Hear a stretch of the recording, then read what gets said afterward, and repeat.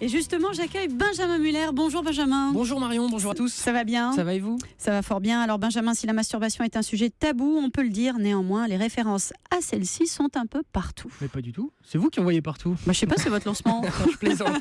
Effectivement, l'onanisme a inspiré des expressions dont le sens est aujourd'hui perçu par tous. La première, c'est une insulte: branleur. T'es qu'un branleur, dont la définition trouvée sur Internet est la suivante. Un branleur est une personne qui emploie une partie significative de son temps à ne rien faire d'utile. Comme si la masturbation était quelque chose d'inutile, le plaisir serait inutile. Ça vous rappelle quelqu'un? Non, pas du tout.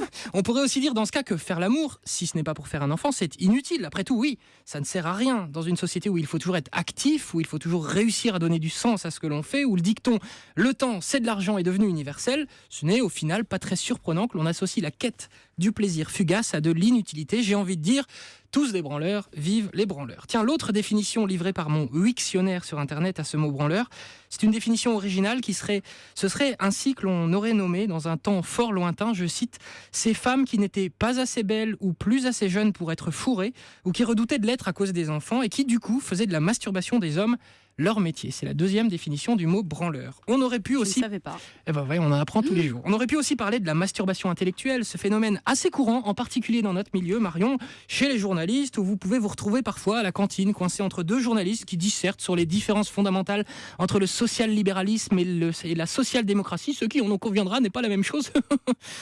Masturbation intellectuelle.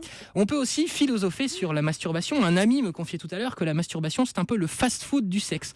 On mange vite, on n'est pas fier, mais on en a pour son argent. Il n'y a pas besoin de se faire des restaurants étoilés tous les jours, ce qui n'est pas faux. Puis on peut aller au drive. Absolument.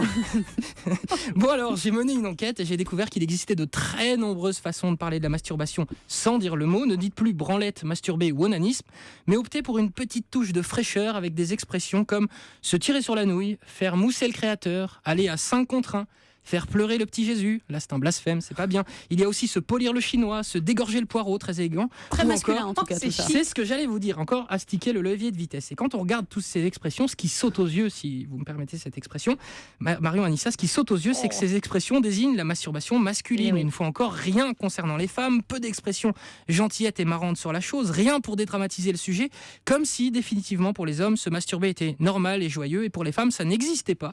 Comme si les femmes, ça ne les intéressait pas, comme si les femmes, elles ne pratiquaient pas, alors qu'au contraire, j'en parlais avec Anissa tout à l'heure, qui me disait hors antenne que non, bah si elle me l'a dit hors antenne, Non, mais calmez-vous. c'est sans doute que ça devait rester hors antenne. C'est vendredi. Il y en a une, il y a une expression pour les filles. Allez-y Anissa. Se caresser la praline. C'est mignon. Ah, c'est que chez vous, ça, chez Anissa. Anissa, ça va vous rester ça. Merci Benjamin Muller.